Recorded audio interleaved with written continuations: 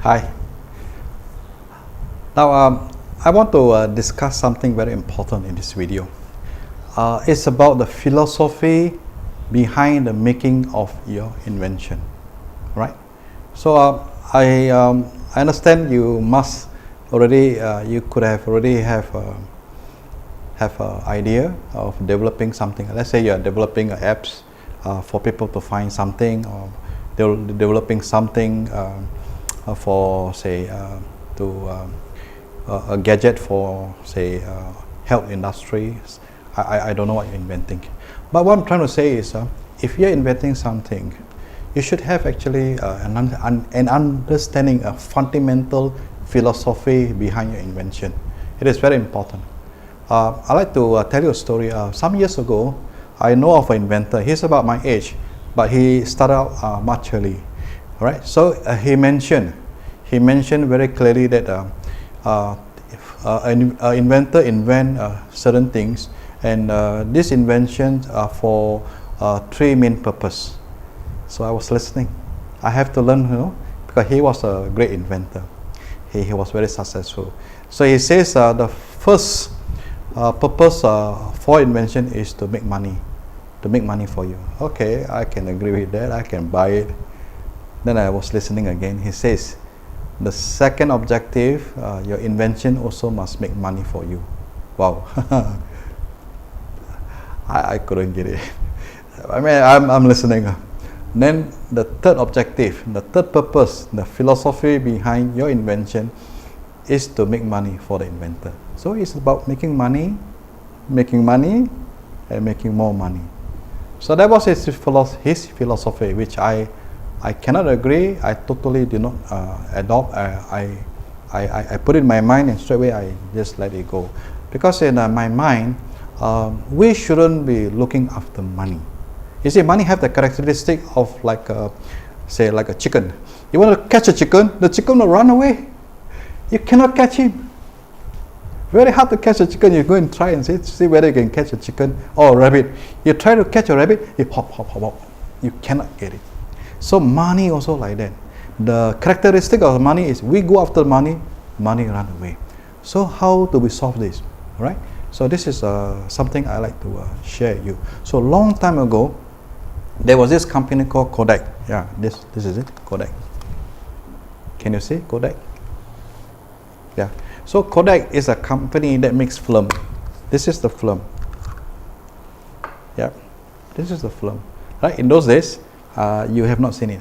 But I'm telling you, in those days, my time, we buy this, when we put it into the camera, and we go chick, chick, chick, chick. And then after that, we have to send it out to a shop to develop into films, right? Then we get something like that, right? Can you see? We get into films. This is to capture our moment in life. See how nice, you see? Birthday, children growing up, whatever it is. Not only I have it, every family has it. Whether you're in America, you're in Japan, Singapore, everybody uses it. But it broke my heart in year 2012. Now, before that, I want to tell you, this company was formed in 1888, way before you're born, way before I'm born also, by this inventor by the name of George Eastman, and his partner is Henry Strong. Together, they created this film, rolling films, So those days, they have this film and they roll. So at that time, technology was rapid, So it was industrial revolution. Cement was invented, steel was invented, car was invented, locomotion train was invented. Lots of things was invented, and people are enjoying life out of technology. So that was the first phase of industrial revolution, and it was not so long ago. It was only about 124 years ago. And in year 2012, it broke my heart when I was told that this company went bust. They went bankrupt. Wow. When I was a small boy, I like to watch movie, and I always look forward to see who win the Academy Award. And during the Academy Award ceremony, this is the main sponsor because they are the one producing the films that make the movie. Such a big company, and they can go bankrupt. How to understand? You know why? You know why? Because they were looking for money. In fact, they are the first company that makes the digital camera. The camera that you're using now and I'm using now. So this digital camera was actually invented by this company, Kodak. And it was invented by their engineer by the name of Steven Session. And the first digital camera was heavy, 3.3 kilo. But they were the one, they are pioneering the industry. But the management was going after money because it was 100 million US dollars. So they sold it. They're looking for money. They are not looking how to expand their business, how to right onto the technology that they have developed. It broke my heart. You see? So don't go after money. Money doesn't last. All right. Now I want to bring another example for you. This Konosuke Matsushita. Remember Mr. Matsushita, the founder of Panasonic? He's really my big idol. He's an inventor with 87 invention in his name. So a long time ago, during our grandmother's time, when we iron the clothes, my grandmother have to go and get a charcoal and then put the charcoal into the iron, fill it up, open, put some more, and then close it, and then it's heavy. Few kilogram are heavy, and then go iron the clothes and make sure that the ember doesn't drop into the shirt and burn the shirt. And she goes slowly, and it was stressful and it was hot. That is the real scenario at that time. Then Mr. Matsushita came up with the idea of making electrical iron.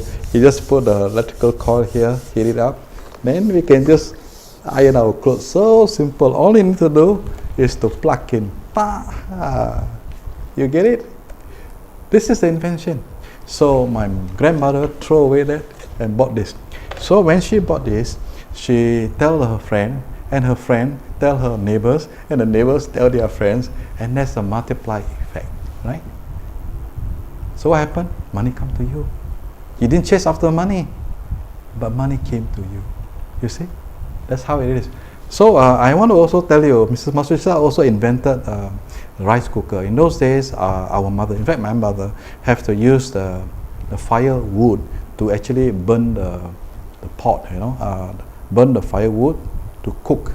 And my mother has got this water and rice and the pot, and then and the lid, and then she has to look for firewood and then burn it. Firewood is very hard to take care. In fact, I come from a place called Pulau It's an island made of Atap, and due to the firewood, actually he burned down my village. So sad, so sad. Well, I want to tell you, Mr. Matsushita is really a genius inventor. He came up with the idea of electric cooker.